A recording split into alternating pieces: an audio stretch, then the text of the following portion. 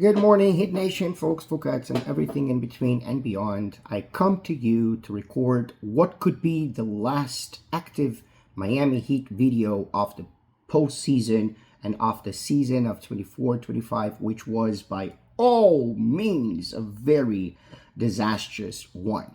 And I could not bring myself. I am again all the yada yada, the only host in the history of the internet who has no idea what he's talking about, but I try. I could not bring myself to record a video after watching what I watched through 4 quarters. Not just one, not two, not three, but 4 quarters of the most horrid basketball that I have seen in a postseason in a long time from the Miami Heat. And that was embarrassing. That was embarrassing to every Heat fan who, like me, understands that we have very little to no chance whatsoever to get this done. But they at least wanted to see some fight, and they did see some fight in game 1, better fight in game 2, and then zero fight. It's like all the rolling over that I said in the last video that they didn't do when they should have done, they did in this game. Now, Heat Twitter, which is where I get the poster for the game, hasn't even released the poster of the game for today. I don't even think that Heat Twitter is happy that we have to face the Cavaliers again. Perhaps the best option not to humiliate ourselves would be to wave a white flag, but that's not how the Heat rolls.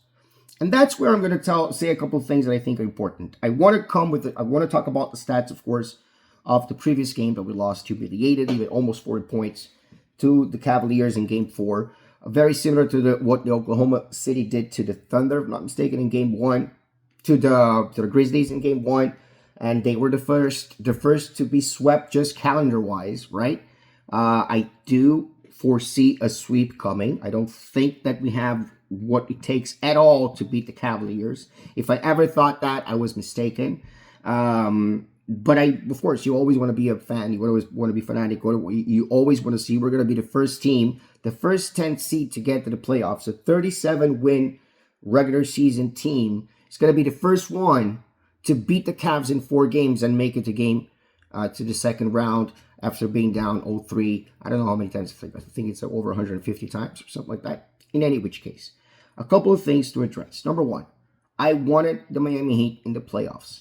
And I still wanted the Miami Heat in the playoffs, knowing that this was the most likely result. They would have actually surprised me if they got 1 game. They would surprise me immensely if they get 2 games, right? If they get 3 games, I don't even know. I'm not gonna even know north from south. That's the reality of the situation, because that would be such an immense surprise. And if they win the series, I think the world entirely will be surprised. Just for the Miami Heat to go down in second round anyway, likely against the Celtics. So, of course, the Magic put up more fight. They had more wins. They were above 500.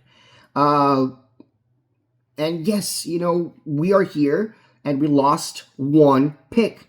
We have more draft capital to get players that are important for us in the coming seasons. And I don't know whether that was something that the organization did. This is what Heat culture means to me. Making the playoffs, even though you're going to lose on a lottery pick on 1 year. But then you also get to keep a couple of things for the future, including a future 2033 pick that can be used along Wiggins to get someone like, say, Giannis, who is not going to stay with the Bucks after this disastrous season, especially after what happened with Lillard yesterday. Again, don't wish him any harm, but that's exactly what happened with that entire Blazers situation that kind of, screwed us over in a way. Well, we also don't know the exact dealings of the front office and how many mistakes they made. But the point is, we have the Suns, we have the Bucks, we have a few teams, the Grizzlies, that are deeply unhappy, and their stars could want out, and perhaps there is a good chance for us to be able to get one of those whales. That's what we want as fans. And honestly, that's what we should expect, because we don't have Jimmy Butler anymore. Tyler Herro said before the game, not after. Of course we need Jimmy Butler. Of course we need Jimmy Butler. But the fact that he wanted to be in another place, we wish him all the best as well. And so it's very awkward to be caught in the middle of all this. I could see Herro being sincere in what he said. And I applaud him for his sincerity. Because honestly, this is what we need from players, the NBA, etc. in general. We need more transparency. He's being transparent. We need a star. Jimmy Butler was that star. Arguably in the playoffs. Now he was injured. And probably going to miss the series against the Rockets, which could be devastating for the Golden State. But they still managed to win one without him. So we'll see if they're able to win the series without Butler. But you never want him to be injured. That's the reality of the situation, right? I might not actually like him because of the things that he did in the end. But, I don't know him. I do think he's a little bit sociopathic, at least the behavior was, but I don't know him. He may be the nicest guy in the world, and he's just all business, and I just don't understand business. That's basically what it is. But I do understand that we have more to work with to be in a better position next season, and especially the season after that. Just enough said about that. Now, maybe Garland misses this game as well, right? I thought it was going to be just questionable, and then I was going to come through, but no, it seems like he was ruled out, and it was ruled out like a few minutes before they gave actually the starting lineups. Not much before that. It was like 5:08, actually not a couple of hours, right? Like 5 or 6 when they said that before the game. Sorry, actually no. Yeah, we had a 1 o'clock game. So it was just, a couple of hours before that, maybe less. I don't know whether or not Garland plays today. According to what I see here, he may not. But it doesn't matter. Because I'm going to go in order of what I basically see here on the screen. Andrew Wiggins had a minus 22 with 10 points, 2 personal fouls, 2 turnovers, 2 blocks, no steals, 3 assists, 1 rebound, which is defensive, and a 50% free throw percentage. The only thing that saved him is that he made one of two. He made 2 of 4, 6 or something like that.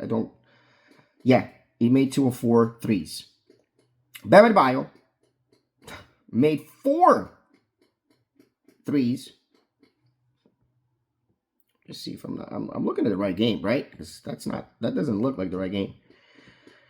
No, yeah, it is the right game. So Bam Adebayo made 4. I don't know. It's interesting because he finished with a minus 28 because he basically had 2 personal fouls and 6 turnovers. 6, 1 assist, 9 rebounds, 4 of those offensive, 0% free throw percentage, 57.1% 3-point percentage, which surprises us because he made literally, basically 9 points, 4 out of 7 in 3 points. It's very interesting.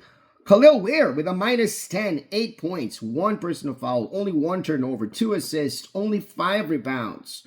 None of those offensive rebounds. 66.7 in 3-point percentage because he shot 2 and made 1. Tyler Herro, exceptionally disappointing. Minus 22, 13 points only, 2 personal fouls, 3 turnovers, 1 steal, great, 1 assist, 3 assists, 4 rebounds, 4 of those being just defensive, 33.3% in 3-point shooting. He only tried 1. He only tried 3 and got 1. Davion Mitchell, 100% 3-point shooter. He also had a minus 20, 3 personal fouls. No turnovers, 1 block, 1 steal, 5 assists, 5 rebounds, all of them defensive. And he made 7 of 11 field goals, right? Pelle Larsson, minus 22 with 6 points. No fouls, 1 turnover, 1 block, 1 steal, 2 rebounds, 1 offensive, 1 defensive, 50% 3-point shooting, 2 out of 5 in field goal. Highsmith, minus 15, 3 points, 4 personal fouls, 2 blocks, 1 steal, 1 assist, 1, no blocks, 2 steals, 1 assist, 1 rebound, that being a defensive 1. Jovic with a minus 20, same as Davion Mitchell, 3 points, 1 personal foul, 1 turnover, no blocks, 1 assist, 2 rebounds, 1 steal, 2 rebounds, 3 rebounds maybe, and 3 of those being defensive. I'm not reading the numbers correctly anymore. Duncan Robinson with a -14. Jaime Jaquez with a -8. Duncan Robinson scoring 6 points. He was 100% in his free throws. It is 1 of 1 from 3. But again, right, Andrew Wiggins 33 minutes. Bam Adebayo 40 minutes. Tyler Herro about 36, 37 minutes. David Mitchell the same thing, 36, 37 minutes. None of them contributing enough for us to get out of the very miserable number of 87 points. If we don't have Tyler Herro stepping up, giving us at least another 10 points, that would be 897. I don't know if you can expect that from Adebayo, but you definitely can expect that from Wiggins, giving us another 10 points. That's 107. We still lose the game by a sizable margin. So we obviously need everybody to play sharp.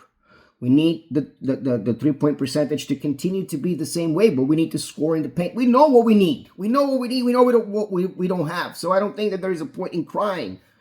That's just the way it is. It's just the reality of what this team is. But don't be telling me that you regret the team making the playoffs. That's our nature. That's, in my opinion, the real Heat culture. We make the playoffs.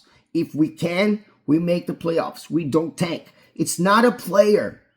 It's not a mentality of a player. It's a mentality of how the team functions. Is the team going to be a Heat culture, dogfight every single night? No. We've seen many seasons in which it wasn't like that for most of the season. And this one was almost like that. We lost winnable games. We lost too many winnable games. So this is where we are right now. Of course I expect us to lose. What else do I expect? I expect the season to be over tonight. Do I want one more game? Of course I do. Why wouldn't I? Why wouldn't I? We're still not making the second round. In any case, stay safe, stay dry, stay as happy as possible. It's a very complicated world of ours, and let's go Heat. Maybe one last time before the season ends. Let's go Heat before the game. I might have a post-season. I might record about the playoffs like I did last year, but I don't think I have the strength this time, honestly. I think Oklahoma gets it. I hope so, because if it's the Celtics on the other end, or even the Cavs, I hope Oklahoma gets it.